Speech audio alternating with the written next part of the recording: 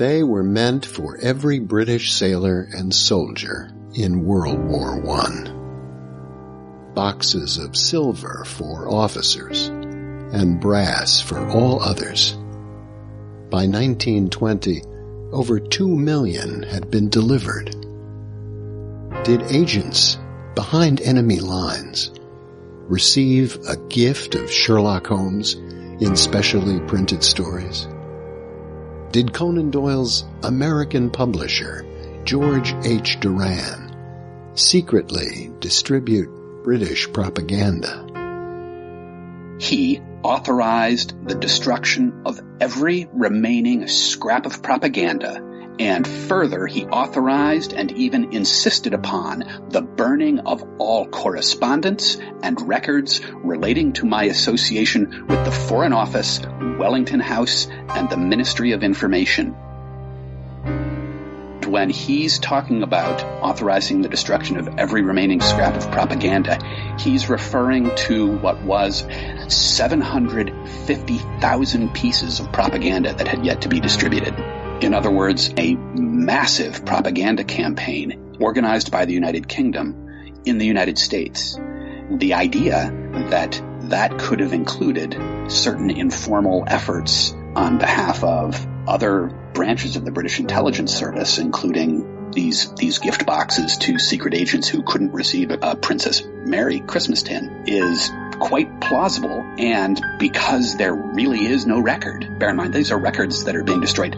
You know, the authorization is coming from the highest levels. It's pretty powerful stuff. That's the journey we explore with our guest and you as we play our own version of The Great Game on this episode of I Hear of Sherlock Everywhere.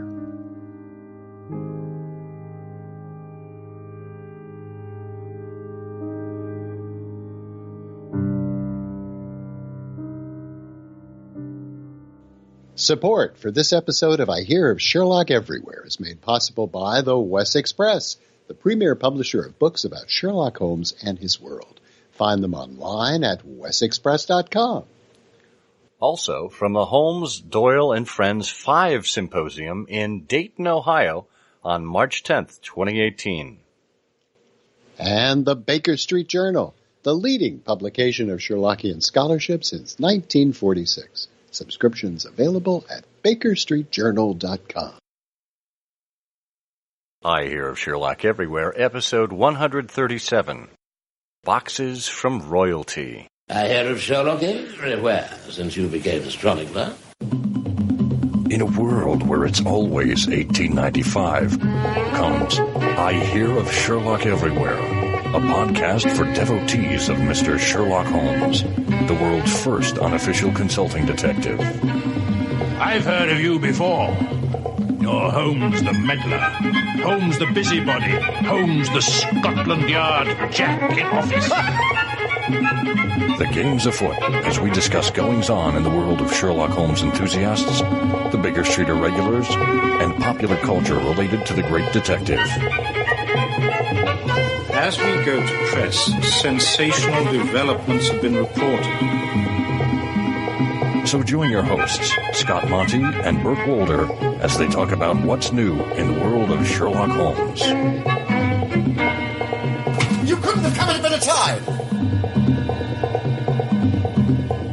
And hello, and welcome once again to I Hear of Sherlock Everywhere, the first podcast for Sherlock Holmes devotees where it's always 1895. I'm Scott Monty. I'm Burt Wolder. And we are ready to step back in time with you. I guess a little over 100 years this time around. 100 years? I thought we were just going back to Christmas. Well, you know how it is around here around Christmas. I don't feel like cleaning up again. Well, that's probably very wise, and I would think that the town of Canton, Michigan would become very suspicious if a second Christmas tree wound up at the curb at this time of month. Well, I could always try taking my dead tree back to Costco. Did you hear about that? No. There was evidently at Costco Whenever one shops there, one can take the merchandise back, and they don't ask any questions. They will take it and gladly refund your money. And this woman showed up on January 5th with a dead Christmas tree and said, "I've got a dead Christmas tree. I want to return it. It's defective." And they took it. Oh, you're kidding. Yeah. Oh, that's funny. So now I'm buying all my flowers there, I think. What a lovely thing a rose is. It's dead. Well, you could really sort of focus on rotisserie chickens. I mean, there must be a long line of people bringing the carcasses back. Sure. That's not a bad idea. Well, we're not here to talk about chickens, dead or alive, or leftover Christmas trees, although we do know that Boxing Day comes 2 days after Christmas, and we're here to talk about boxes. Huh? How about that for a segue? Very good. That's pretty good. Pretty good. Well, before we do that, we would like to remind you that you can get in touch with us at ihearofsherlock.com. You can leave us a comment on the show notes, which are available on the website, or if you want to type in these letters and numbers, all lowercase, ihose.co/ihose137, that will get you directly to the show notes for this episode. We are on all of the social networks. We can be identified as, I should clarify. We are on the social networks that matter. We are on Twitter, Facebook, and Instagram, all as I Hear of Sherlock. And what else am I missing there? Well, people can call us, 774-221-READ, 774-221-7323. That works. Or, I suppose if you're really in a pinch, you can go outside in the snow and take out a red marker and work your way through the snow. There may be a piece of chalk, right? And leave us a message in the snow. See if you can get a drone to hover over it and take a vertical, kind of an aerial picture, and then shoot that to us in an email at comment@ihearofsherlock.com.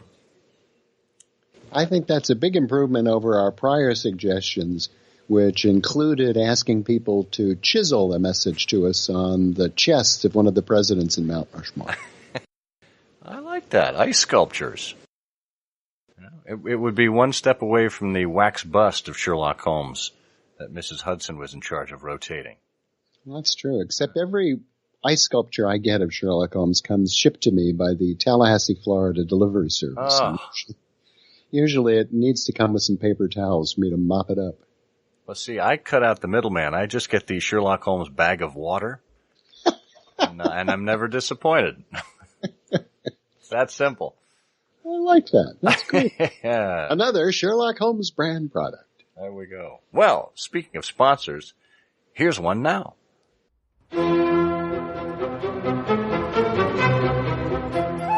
February 14 is coming, and we in the ancient Anglo-Saxon kingdom of Wessex prepare to welcome Erot, the winged sprite whose arrows of love herald the coming of spring.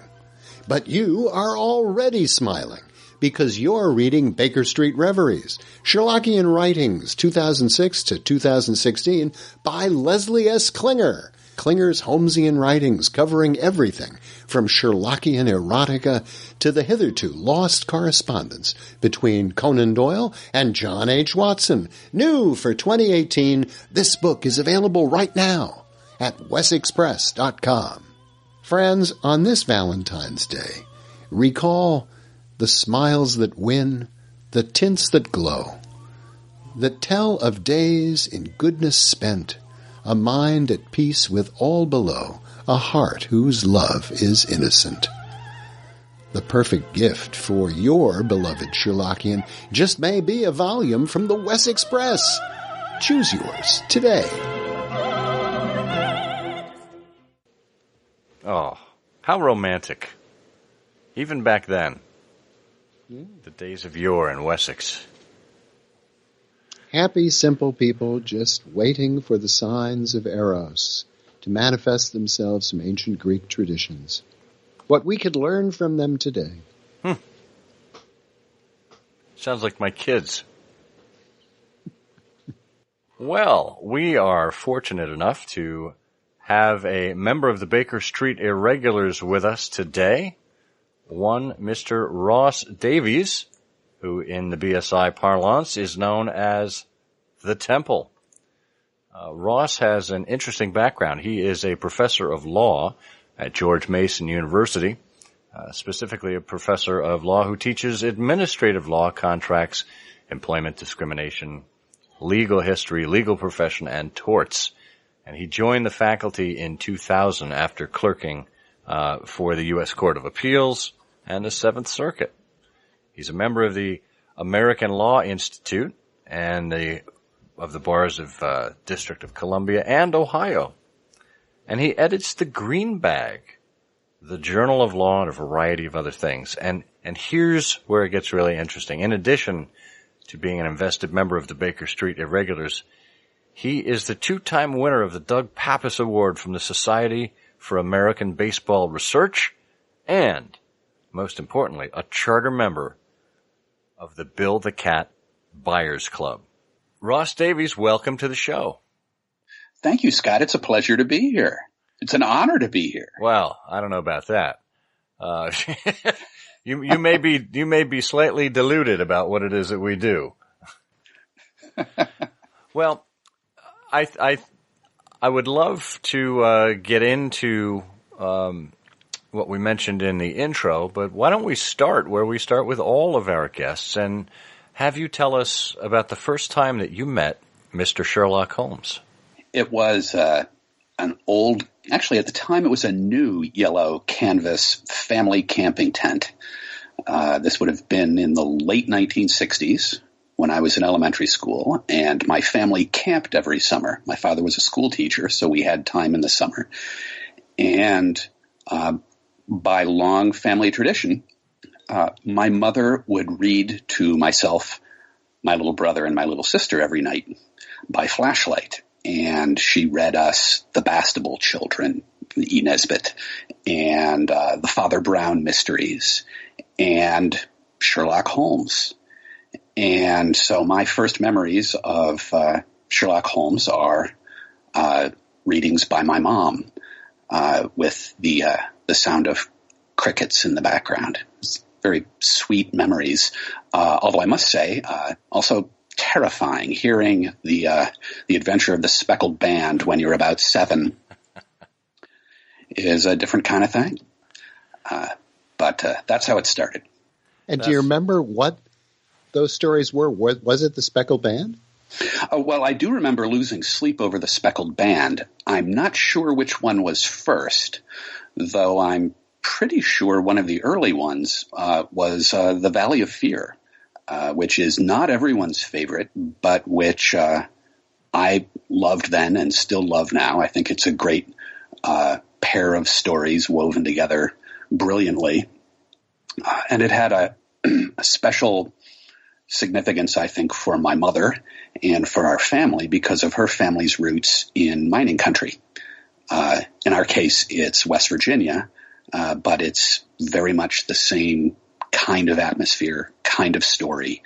And so that story has always connected pretty closely to some of my own family history and some of the older family members that I met when I was young. So tell us a little bit more about that. What sort of people were they? So that made this connection to the Vermissa Valley. Well, they were the Spangler family moved into the area, I guess just north of War, West Virginia, outside Beckley, West Virginia, in the early mid-19th century. And that family extended, and many of them did spend time in the mines. My great-grandfather was the proprietor of a mill, which is, in small towns, connected only by dirt roads, is one of the commercial centers of any community of that sort. Not a center of wealth necessarily, but a center of activity. And Mr. Spangler was the man who ran the mill for a long time, and he had 7 children, one of whom was my grandfather and namesake. He went off to college in Kentucky and went on from there eventually to become a chemistry professor and then to work at DuPont. It's amazing how many Sherlockian paths, one way or another, pass through Philadelphia or that part of the world. But I still have plenty of family there, pillars of the community. It's a community that's changed a lot. There isn't much mining there anymore, and most of it's done by machines. But the people are still there. How great to grow up with that history, though. That's interesting. Yes. And to grow up, visiting that part of the world and seeing the quality and the durability of the people there, it really sort of fits with some of what you see in the Valley of Fear. People who in many cases lived very hard lives, but who persevered and who made it through, cold winters and hard times together. So it's to the Valley of Fear and that era of publication that we want to talk with you. Of course, the Valley of Fear came out in 1914, just on the early stages of the Great War, World War I. We, of course, know that Sherlock Holmes actually had his war service in 1914 via his last bow. But as we mentioned in the intro, you gave a wonderful talk this year at the BSI dinner regarding some supplies that some of the soldiers would have received in World War I. Can you tell us a little bit about these? Certainly. The talk you're talking about is one in which I explained a keepsake that was handed out at the dinner. It's a little box that contains a mini book version of the Valley of Fear and a matching deck of playing cards. And the box is modeled on one that was given to hundreds of thousands of people serving in the Allied armies during World War I. By the British government. It was known then and is known now as the Princess Mary Christmas gift tin. And what this box was the outgrowth of a sentiment expressed by Princess Mary, who was a teenager at the time, who said in the fall of 1914 that she wished to spend her allowance providing some small gift to every sailor and soldier serving the empire. Now, it's a nice sentiment by a young person, but of course her allowance was not going to cover the cost of hundreds of thousands of Christmas gifts. And so some older folks stepped in, raised a boatload of money, all private donations, and produced these gift tins that are about the size of the box that a set of bridge cards would come in, 2 decks of playing cards. And these boxes, which were emblazoned with Princess Mary's profile and imagery of various Allied armies and their armed forces, were filled mostly with chocolates and other goodies and tobacco and sent out to the soldiers. It's a wonderful thing. It's a sort of a nice story about the connection of the royal family to the people serving the country. And it was a shared experience for people of all walks of life who were serving at the time. And in fact, in recent years, it's been renewed. There is a new organization called UK4U that provides holiday boxes to people who are currently serving the UK armed forces. So this is an idea that has lived for more than a century now. But if you stop and think about those boxes, which were very, very British and very military, there were surely people in the British Armed Forces, in the Imperial Armed Forces, who could not receive them without risk to their lives. And those would have been people operating undercover, spies and counterintelligence agents who, if they received a package like that from the British government, their cover would be blown.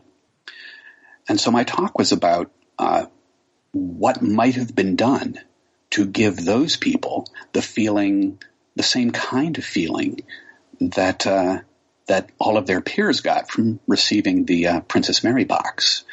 And my suggestion was that there was, in 1914, one person and only one person who was sufficiently British to be an appropriate symbol to appear on such a box, and yet at the same time so popular worldwide, so popular even in Germany, that it wouldn't raise the hackles or the sensitivities of anyone if such a gift were received. And so if you were a secret agent or a counterintelligence agent for the British Armed Forces, you could receive a little box with, of course, a profile of Sherlock Holmes on it, without the kind of danger that would come with receiving a box with a profile of a member of the British royal family on it.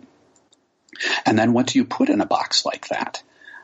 Well, given that these boxes would be distributed in a variety of perhaps circuitous ways, you couldn't risk putting sweets in them because who knows, vermin might get into them or what have you. And so what I suggested would belong in a box like that would be, of course, more Sherlockian stuff.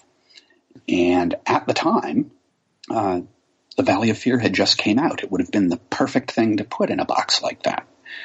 And there are strange things about the context in which The Valley of Fear came out that leave open that possibility.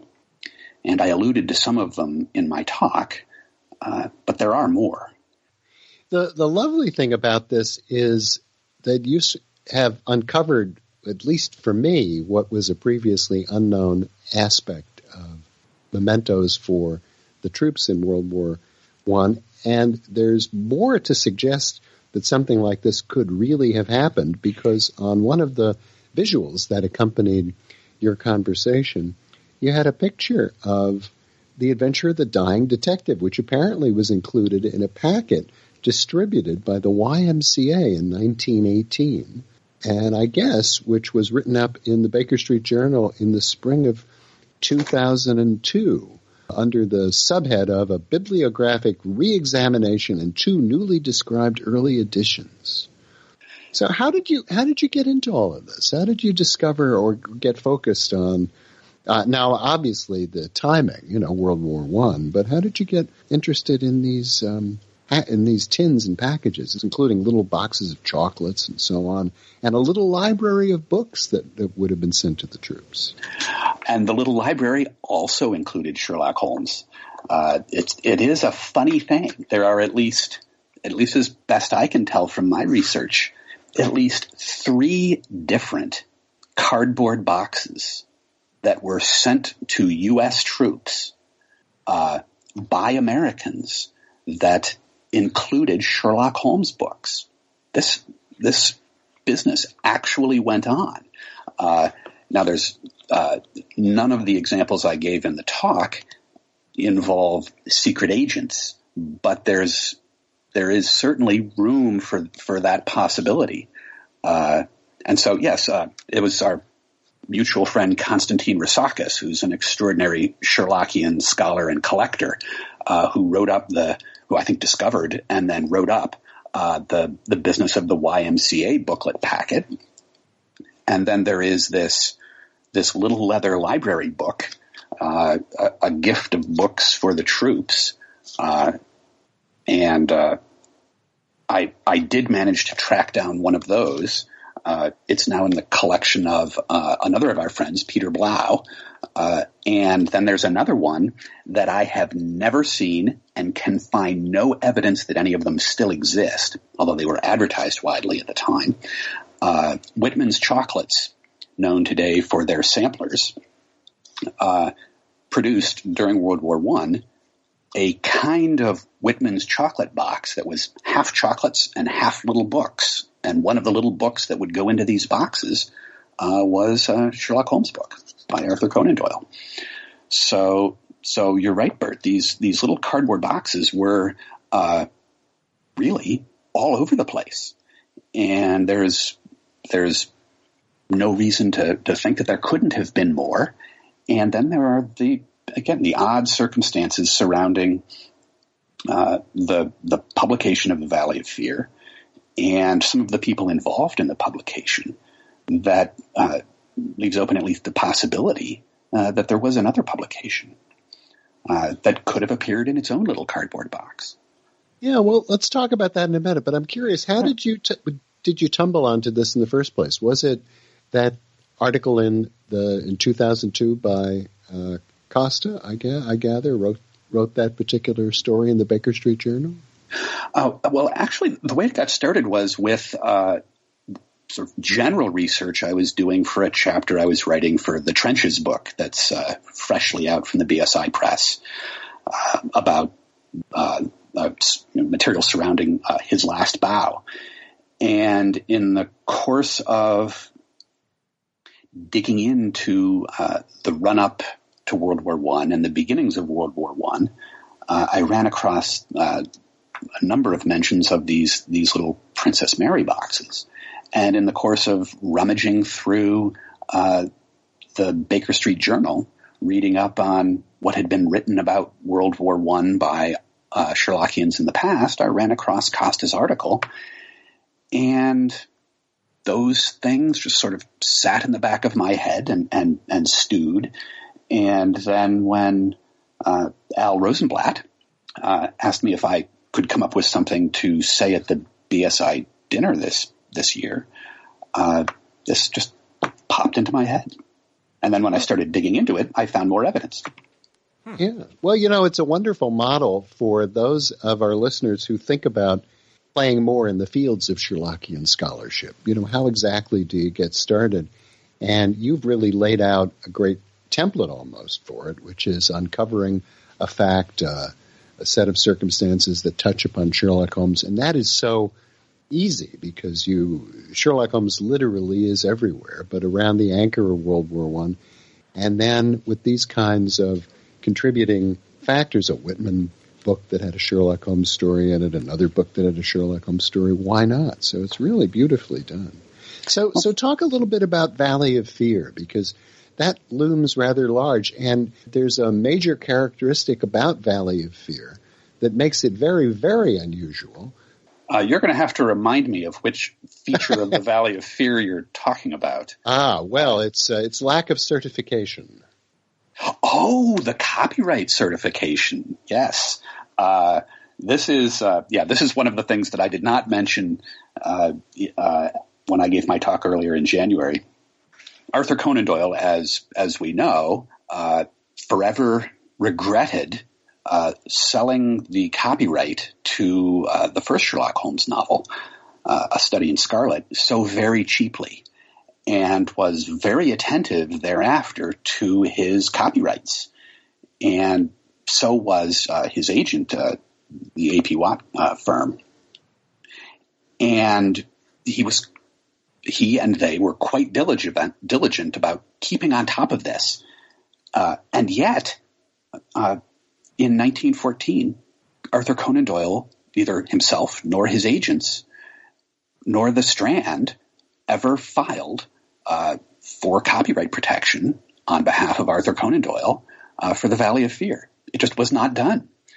And it did not, as best I can tell, come to the attention of A.P. Watt that this had not been done until the time was approaching to renew the copyright, which would have happened in 1942. And if you rummage through the papers of A.P. Watt from 1940, when this topic first comes up, there is this very funny round of correspondence between the Strand and Doubleday, the publisher, and A.P. Watt about whatever happened to filing American copyright for the Valley of Fear.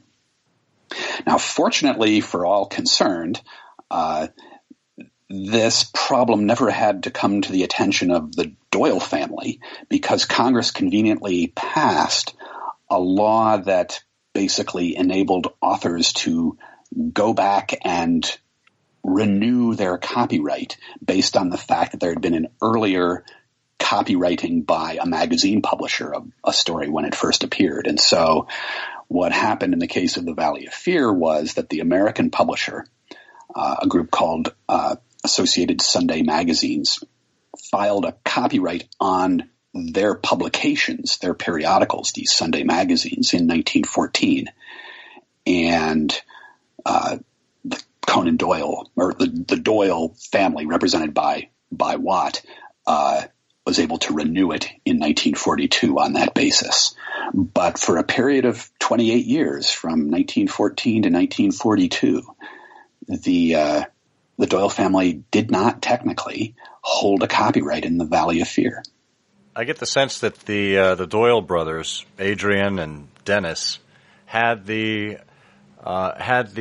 law not been passed, they would have probably unilaterally lobbied for it very hard. I'm sure you're right. Now, lawyers, intellectual property lawyers at the time, had different opinions about what the words of the 1909 Copyright Act said, and so they might have been able to renew copyright anyway, but it wasn't perfectly clear, and it would have been an ugly mess. And I'm not old enough to have met either of the Doyle brothers, but my understanding is that they would have not been gentle about this problem. Oh, no, they would have been very energized. But yes. The interesting thing, you point this out, is that there is a connection. There's some speculation that you've developed around the absence of that copyright and what it might have indicated in terms of an intentional action or otherwise of Conan Doyle's, particularly in cooperation with his publisher, George Doran. Yes, George Doran. And you must stop me when I run on too long about George Doran, because he was a fascinating guy. And I'll give you just a couple of snippets about Doran that might give you a sense of why he's a plausible collaborator with Doyle and with the British intelligence services about a project like this Valley of Fear box. Doran, in his autobiography, says that at the beginning of the war, beginning in August 1914, he was in cahoots with, very patriotically in cahoots with, basically the third branch of the British secret intelligence services at the time, which was its propaganda branch. Known to insiders as Wellington House, because Wellington House was the name of the office building in which this agency was housed. And according to Doran, over the course of the 5 years of World War I, his company, the Doran Book Publishing Company, published millions of books and pamphlets that were directly subsidized by the British government through the Wellington House agency. So Doran was deeply involved with Wellington House, with the British official but secret propaganda effort. And just to give you a sense of how thoroughly aware he and the British government was of both the importance of his service and the importance of posterity never finding out what he did, he met in November 1919, right after the armistice was signed, with Lord Reading, who was then ambassador from the United Kingdom to the United States. They met at the Plaza Hotel in New York. And here I'm quoting Doran, he, meaning Lord Reading, authorized the destruction of every remaining scrap of propaganda, and further, he authorized and even insisted upon the burning of all correspondence and records relating to my association with the Foreign Office, Wellington House, and the Ministry of Information. And when Doran is talking about authorizing the destruction of every remaining scrap of propaganda, he's referring to what was, according to Doran at the time, 750,000 pieces of propaganda that had yet to be distributed. In other words, Doran was involved in a massive propaganda campaign organized by the United Kingdom in the United States. And the idea that could have included certain informal efforts on behalf of other branches of the British intelligence service, including these gift boxes to secret agents who couldn't receive a Princess Mary Christmas tin, is quite plausible. And because there really is no record, and bear in mind, these are records that are being destroyed not by some low-level secretive bureaucrat within the intelligence service, but by, the authorization is coming from the highest levels. It's pretty powerful stuff. And Doran was in the habit of producing these small one-off items or small run items. One intriguing, another, I think, lost to history example of this involves a man who had a lot in common with Arthur Conan Doyle in World War I, and that was a fellow named Theodore Roosevelt. These two guys were almost exactly the same age. They were frustrated in their efforts to serve in World War I by their government's refusal to let them suit up as soldiers at the age of 55. Roosevelt was only, I think, a few months older than Conan Doyle. And in 1917, when Teddy Roosevelt wanted to very quickly put out a book that was basically his version, sort of cautions about the war book, his version of the kind of cautions about the war book that Arthur Conan Doyle had written in 1914. His was, Conan Doyle's was called Danger. I believe Roosevelt was called something like Foes in Our Own Household. TR got in touch with Doran and said, I want this out as fast as possible. And Doran proudly recounts the story of having produced in 5 days, from manuscript to printed bound volumes, in 5 days, a bundle of, I think, 10 or 12 copies of this book for TR to discreetly share with people in power in Washington, D.C. Now, I challenge you to find one of those copies today. Ha. Well, has anyone written about George Doran and his spy master abilities? Not that I know of, other than Doran himself, who wrote this very engaging, and I think at the time, this would have been in the 1940s, pretty popular memoir. Yeah. No, he'd be a perfect subject for an in-depth biography. What a fascinating life he led.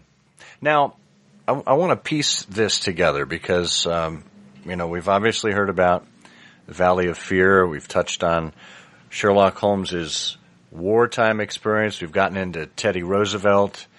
This all kind of dovetails and leads to upstate New York, specifically West Point, in the spring of 2020. And I realize that seems like it's a long way off now, but the BSI is planning a conference at West Point in 2020 around Sherlock Holmes and the British Empire. And you, Ross Davies, are in charge of that. What can you tell us about that? Well, in charge. That is a terrifying prospect. But I'm at least in charge of running errands. I'm in charge if the food is cold at lunch on Saturday. The idea is to look at Sherlock Holmes and what is you might think of as the canonical Commonwealth, to look at Sherlock Holmes as a global figure in terms of the world of which he was a part. This is the empire on which the sun never set. And this is also a world in which the culture of which he was a part was both affecting people all over the world and also being affected by the diversity of humanity all over the world. And it's also an opportunity to work with, to hear from Sherlockians from all over the world. So this is, in a sense, Sherlock Holmes as a global figure from the perspective of 1887, 1895, 1914. And so we're looking forward to hearing about and hearing from Sherlockians from India and Australia, the UK, as well as from, our home base in a way, the United States. So think about Sherlock and the world. What did Sigerson do when he was on the road? And what worlds did he touch? What was the context, the social, the military, the political context in which Watson suffered, well, however many injuries to however many limbs he suffered injuries to? The whole business of the sign of four and remote prison islands and the like, and the possibilities are endless and limitless. And so the challenge, in a way, at least organizationally speaking, is to narrow things down to just a couple of days worth of goodies by 2020. There's no doubt that there is going to be plenty to talk about, and we're looking forward to seeing a lot of people, a lot of interesting people with interesting stuff to share then. And with any luck, the celebrity that comes with I Hear of Sherlock Everywhere. Well, whether or not that's celebrity, it only stands to reason that Bert and I will participate, because the very theme of the podcast here is exactly that. I Hear of Sherlock Everywhere. And you go on the website, there's that wonderful recreation, the color recreation of Julian Wolfe's Sherlock Holmes map of the world. This is it in a nutshell. And now we're going to pause for station identification. Hi, you're listening to I Hear of Sherlock Everywhere. Oh, well, you probably knew that, since this isn't the radio. But this is the point where we'd like to tell you about some of the interesting folks who advertise with us. And in this case, we've got the Dayton Symposium, which is shorthand for the Holmes, Doyle, and Friends 5 Symposium. It's happening in Dayton on March 10th, 2018. Have you ever been to this symposium, Bert? I had high hopes of going to the Holmes, Doyle, and Friends 4 Symposium, but sadly I missed. No, I've never been. It is widely regarded in the sphere. It's a one-day conference, and like Scintillation of Scions, where we have had some presence before, and 221 Beacon, which I think is multiple days. It is one of the more talked about events. Unlike from Gillette to Brett and the Norwegian Explorers, I believe it happens every year. So, or if not, every 2 years. So there's an opportunity coming up in March of 2018. Some interesting speakers there too. Yeah. March 9th and 10th, so I imagine you gather the day ahead, and March 9th. Oh, yes, reception the night before, reception on March 9th. And some of the speakers include old friends of ours, Steve Doyle, the author of Sherlock Holmes for Dummies and the publisher of the Baker Street Journal, Ray Betzner, the curator of A Study in Starrett, his blog devoted to Vincent Starrett, and our friend Bonnie McBird, the author of Art in the Blood, and many other books. Yeah, well, most recently Unquiet Spirits. And of course, you've got Anne Margaret Lewis, who's with Murder at the Vatican, The Church Mysteries of Sherlock Holmes, and The Watson Chronicles. Those are both published by Wessex Press. You've heard us talk about them before here on the show. Interestingly, we have Brent Morris. He's a retired NSA cryptographer and former Gasogene of Watson's Tin Box. That should be interesting. And a handful of other people as well. So, this Dayton Symposium, it's got roots that go all the way back to the early 1980s, and it's been resurrected most recently, taken over by the Agra Treasurers of Dayton. They sound like a bunch of accountants. It's very good news about the Agra Treasurers of Dayton. If things go really well next year, the conference will be managed by the chief financial officers of Dayton. They're moving up in the world. Well, check that out at agratreasurers.net. We will have a link to the specific page on their website, but you can register there. It's fairly reasonably priced at only $60, which includes the day's events and luncheon. And then there is an optional dinner that evening as well, where you can even bring a guest for folks who don't want to sit through the whole symposium. And now, back to our regularly scheduled programming. And I'm sure as we lead up to the spring of 2020, we'll be talking about that a great deal more as the details form, as we know more about it, and as we talk to some of the participants. It'll be a vein that we can mine, and it will be fertile with ore, I hope, if I can use Valley of Fear terms. I have no doubt, and I think they are appropriate terms.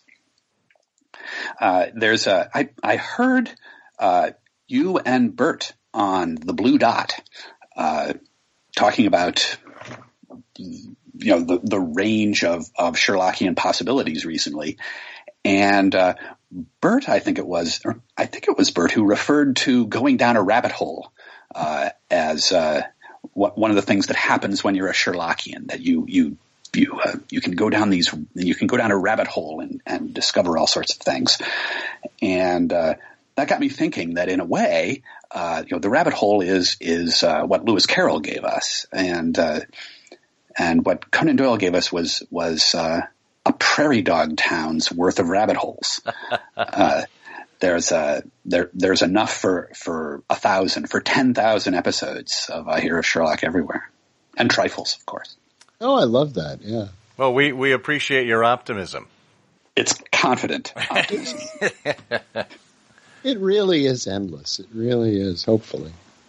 Yes, and that's part of the feeling I got when I started digging into this Valley of Fear business and working on this box.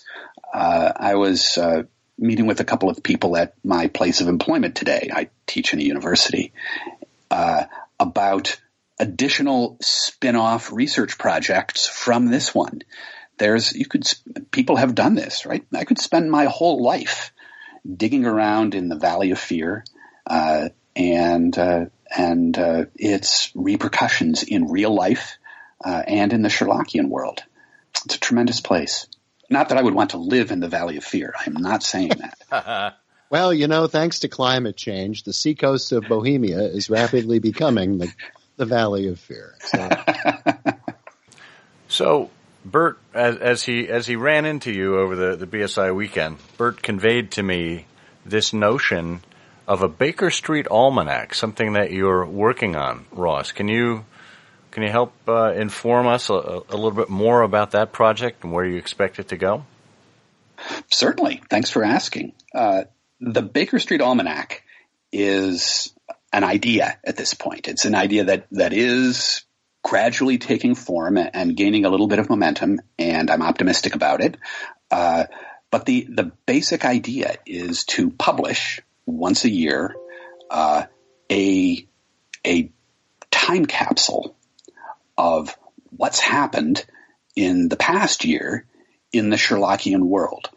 And there are really two main inspirations for this. And one of them is, in fact, the Internet, which is a wonderful resource for information, and a tool for doing all sorts of interesting things, that does have at least one aspect that makes doing historical research difficult, and that is that when we are working on the Internet, when we are working on our websites and so on and so forth, we are constantly updating things, and which is a great thing.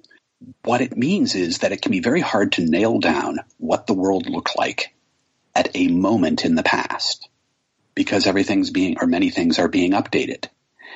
And yes, there are things like the Wayback Machine and the Library of Congress has its archiving business and so on. But if you were to be 50 years from now trying to write a history of of the Sherlockian world, and you wanted to tell your readers what happened or some things about what happened in 2017, it might be pretty hard to nail them down because all the websites would have been updated many times between now and then. And so what I would like to do is just build a little box, a little book full of 2017, and then do another one of 2018 and another one of 2019 and on and on and on, so that we have these snapshots of our world every year. So that's one motivation for it. The other one is, and this relates to what we were talking about earlier with the digging into things for the Valley of Fear. It's easier to get started on something like this, on a Sherlockian project, if you have a whole bunch of material ready to hand, including things like who is currently working in theater or in the movies or in publishing or in Detroit or in the aeronautical industry or whatever facet of the Sherlockian world or whatever community within the Sherlockian world you want to work with. Having all that stuff in one convenient place would be very handy. And so the idea is build a time capsule in the form of a giant searchable PDF and just put it out on the internet where anyone can grab it and download it for free and do whatever they want with it. And then also, of course, put it on, one of the self-publishing places so that people who want a book version, with a cover and so on and so forth can get it. And with any luck, what this will be eventually is flypaper or Velcro for information about Sherlockian groups and Sherlockian enterprises and so on and so forth. So that's the plan, a time capsule for every year. I think it'd be fun. Oh, it'd be a lot of fun. It's a terrific idea. And you're absolutely right when you talk about how difficult it is today with the current, the flow, the river of time just moving faster and faster over so many of our media. If you come up with a year in history, what were the seminal events in the world of Sherlock Holmes in 2018, you might wind up with a list of dates and a couple of sentences, but it's not at all like the kind of almanac you're talking about. It's, it sounds like just a terrific idea. And you have, in addition to your academic work and your interest in Sherlock Holmes, there's also a publishing side of your interests. You edit the Green Bag, the Journal of Law. How did you get into publishing and editing? Well, the short version, actually, I hope I can keep it short. The short version of the Green Bag is that when I was in law school many, many years ago, I worked on a student-edited journal, what is called in law schools Law Review. And I actually didn't know much about law or law school before I entered law school. It was sort of a lark. And so when I ended up on the Law Review, I spent some time in our library just paging through law journals to try to get a sense of what they were.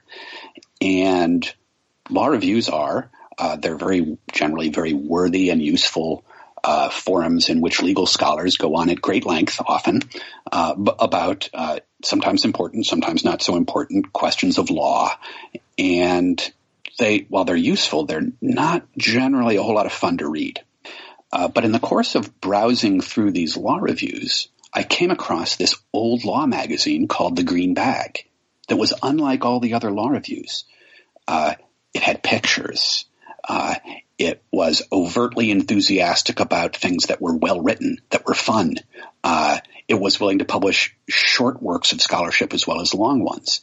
But it had gone out of business in 1914. So I decided to restart it. And so I formed a little publishing company and started publishing The Green Bag again. And it turned out that there was a not large, but not zero audience for this kind of thing. And so for the last 20 plus years, I've been publishing this quarterly law journal that publishes mostly short legal scholarship, stuff that would mostly be of interest to lawyers. But over time, it's also spun off other projects. In fact, one of the things it's spun off is an almanac about law that is very much like what I'm hoping to do with the Sherlockian world. And part of the idea behind the Green Bag Almanac for Law is to provide legal readers with examples of good legal writing. But how do you convince legal readers to keep a book like that sitting around long enough to actually get read? Well, you have to mix it with something else that will give them a reason to keep it around, keep it on the tank behind the toilet or what have you, to read from time to time. And so every almanac has a secondary theme about baseball, about Susan B. Anthony, about Thomas Nast, the great American cartoonist. And in the course of doing that sort of thing, a couple of years ago, we did one about Sherlock Holmes. And that's the point at which the Green Bag legal publishing enterprise and the Sherlockian world overlapped, joined, at least for me. And part of the reason that I did not get to this earlier, the second reason for doing the Baker Street Almanac is that many of the Green Bag's legal readers now want us to do a Sherlock Holmes themed almanac every year. And so this Baker Street Almanac will, I hope, satisfy both the Green Bag's readers who want more Sherlock and the Sherlockian world, which I think might be well served by having this sort of rolling collection of time capsules. It's funny, isn't it, the constant theme of publishing in the Sherlockian world when you look at this interest in this activity.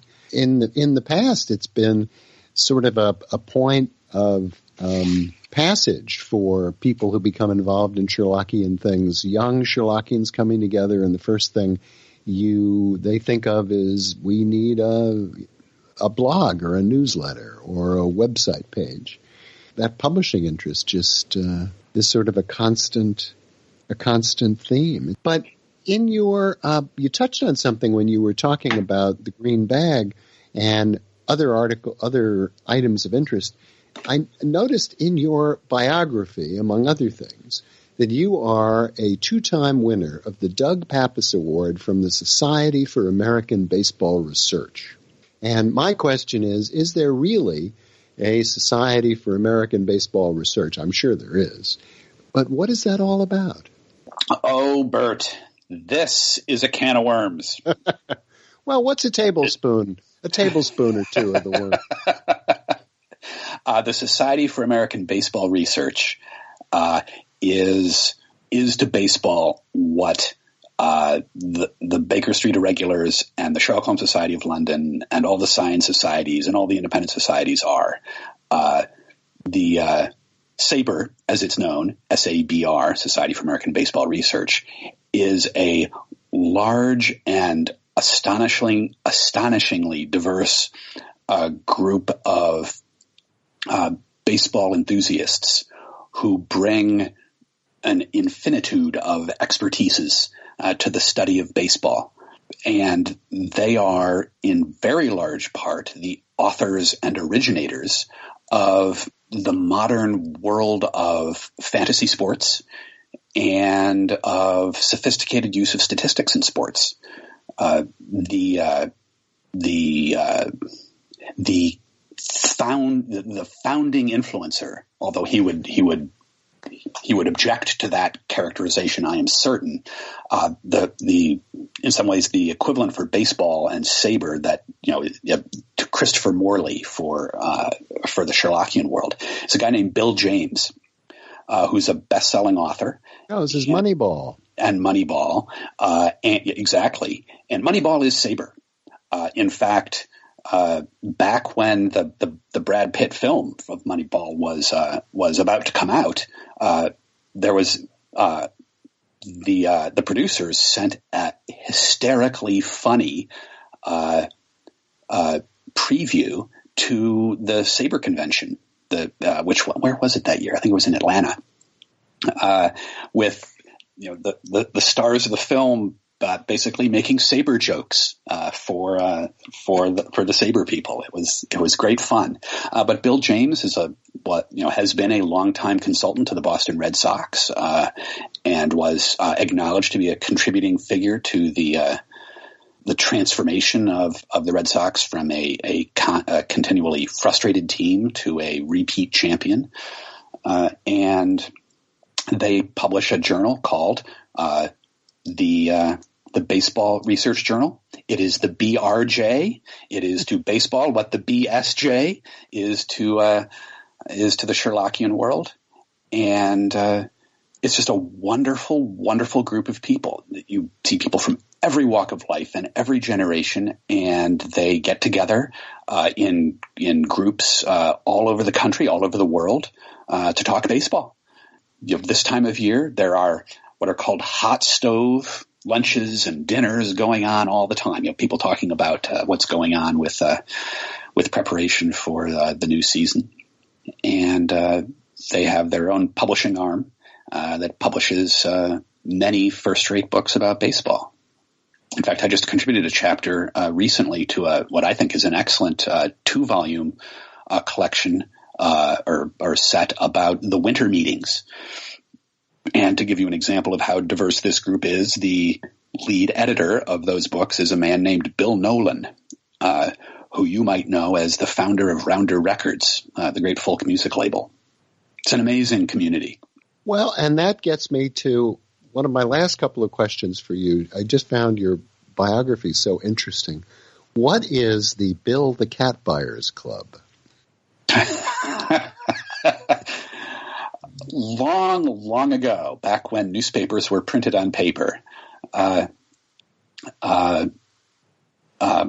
Berkeley Breaded had a series of strips in which he was even more overt than he is now about making fun of the marketing, the commercialization of cartoons that are supposed to have some sort of editorial content and what have you. And what was then called the Bloom County strip was making a lot of fun of the Garfield marketing phenomenon, Garfield the cat. And one of the strips of Bloom County had a coupon, with the little dotted lines with the scissors that you could cut out and mail to.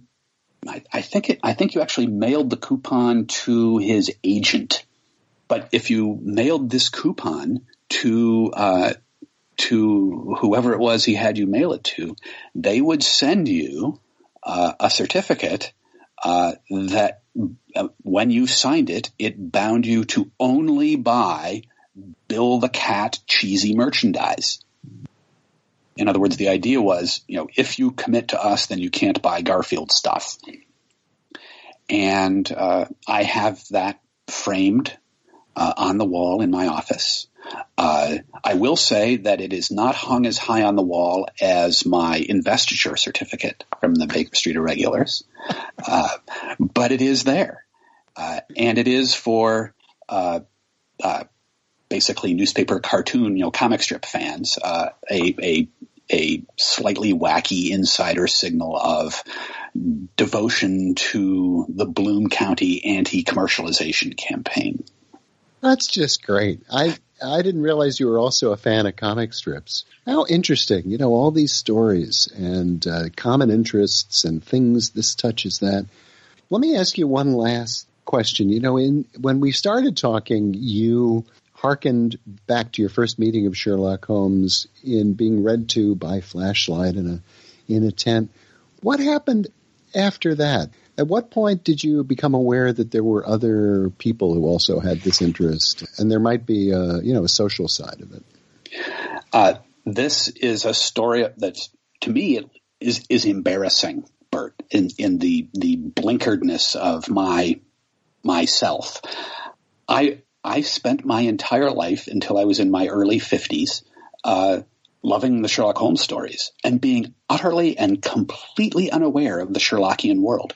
And not because I was unaware of fandoms. I had been involved in J.R.R. Tolkien fandom and Star Trek fandom since the early 1970s, but had somehow completely missed the existence of the Sherlockian world until I decided to do that Green Bag Almanac with a Sherlockian theme.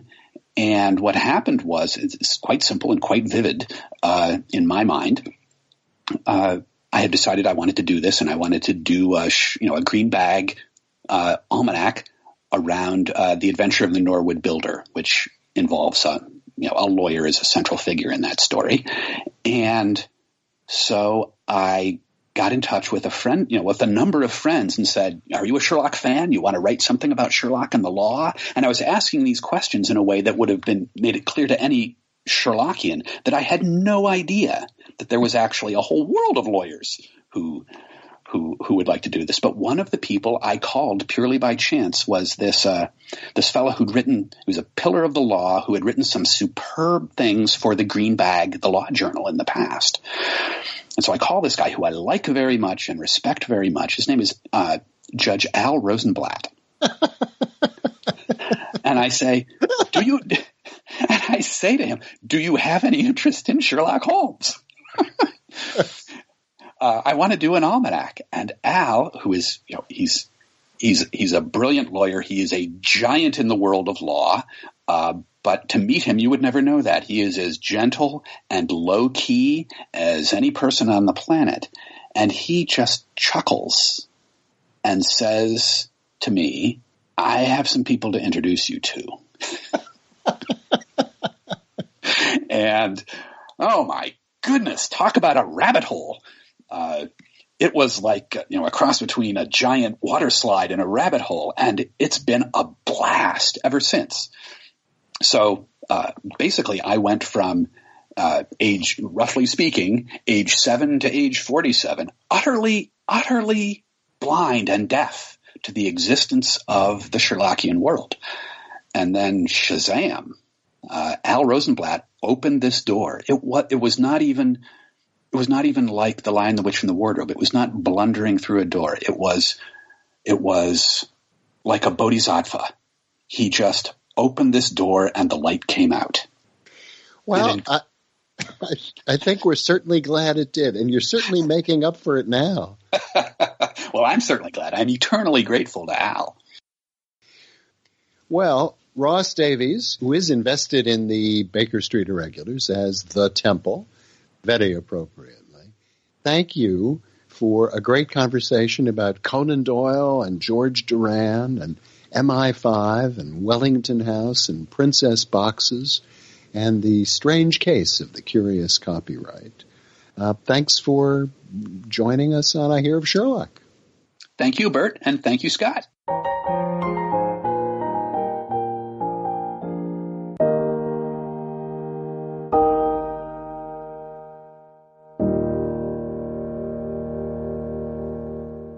Well, how about that? I mean, you talk about, the prairie dog holes in the canon. I think there are just as many prairie dog holes in Sherlockians.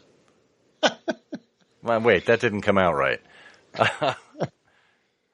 Yeah, well, sometimes pomposity must be punctured, but actually few Sherlockians are really pompous. With one or two notable exceptions, which I won't name.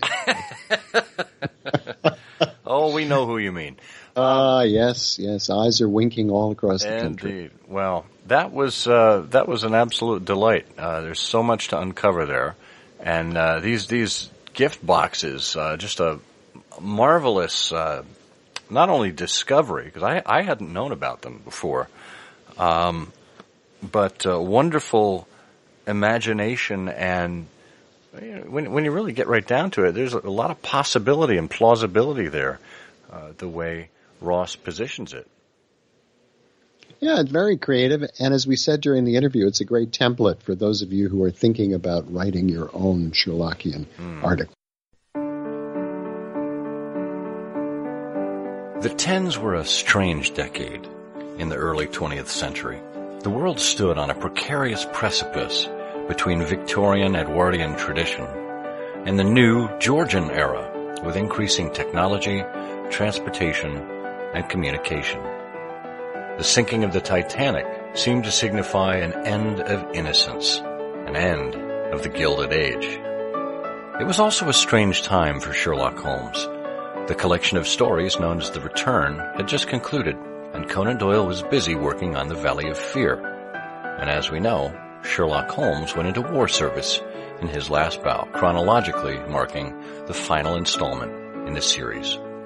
In one of its latest publications, the BSI Press looks at the years from 1914 to 1918. Trenches covers the war service of Sherlock Holmes and contains a facsimile of the partial original manuscript of his last bout, with annotations and commentary from Sherlockians around the world. There are 20 entries in this book. These include a discussion of Tokai, the secret war service of Conan Doyle, a discussion of secret societies in Buffalo and Chicago, and much, much more. So head over to BakerStreetJournal.com and find yourself in the trenches with great scholarship from the BSI Press today. Well, if you don't want to write your own Sherlockian paper, you can always write to us, and you can support us. Patreon and PayPal are both ways to go, and we have had a few donors come in recently, and we are trying to keep up with our thank you notes, thank you gifts, and as we promised, we do have another entry in our quiz, our bi-monthly quiz here, where we promised you the canonical couplets to see if you can challenge your knowledge of the canon coupled with your love of poetry, just like ours, and identify the story that comes from this canonical couplet. So, get your pencils out, sharpen your brain as best you can, and get ready to solve this canonical couplet. Pig sticking in the nearest butcher shop was in this case a serviceable prop. Let us know what canonical story that refers to. Send us an email with canonical couplet or just couplet in the subject line and give us the name of the story that was referenced in that canonical couplet. Congratulations to our first winner, Dr. Martin Schwartz. He participated the first time around. He, of course, answered, "You wouldn't think a prosperous old hellion could fool a clever doctor like Trevelyan," and he correctly identified the resident patient. So, if you'd like to have your hand at this like Dr. Schwartz, let us know. Comment at ihearofsherlock.com with canonical couplet in the subject line, identifying that line. Good luck. Excellent. And we should point out that Dr. Schwartz is receiving a volume from the I Hear of Sherlock Library. That is correct. We have a number of items here in the I Hear of Sherlock Everywhere private library, and they are both three-dimensional and two-dimensional, books and tchotchkes, but we do have a number of things. And you know what? If you are the first one to answer correctly, that's how you win the prize. Let us know if there's anything in particular that interests you, and we'll try to fine-tune the gift specifically to your desires. I want the Beaton's Christmas End. Me too. We can have a tug of war. Oh, goody. You hold one cover, I'll hold the other, and we'll see. Oh, like no, the last one I had ripped like that. Oh, well. Well, thanks for sticking around with us this entire time. And remember, if you do want to participate in future canonical couplet quizzes, just make sure you are a donor to us. That's all that it takes. Showing your generosity for us, we show our generosity right back to you. So, until next time, when we do this all over again, I'm going to sit here and try to do my best to remain Scott Monty. And repetitiously, I'll continue to be Bert Wolder. Wow, you can say that again. And repetitiously, I'll continue to be Bert Wolder. The game's afoot. You know, I'm afraid that in the pleasure of this conversation, I'm neglecting business of importance, which awaits me elsewhere. Thank you for listening. Please be sure to join us again for the next episode of I Hear of Sherlock Everywhere, the first podcast dedicated to Sherlock Holmes. Goodbye, and good luck, and believe me to be, my dear fellow, very sincerely yours, Sherlock Holmes.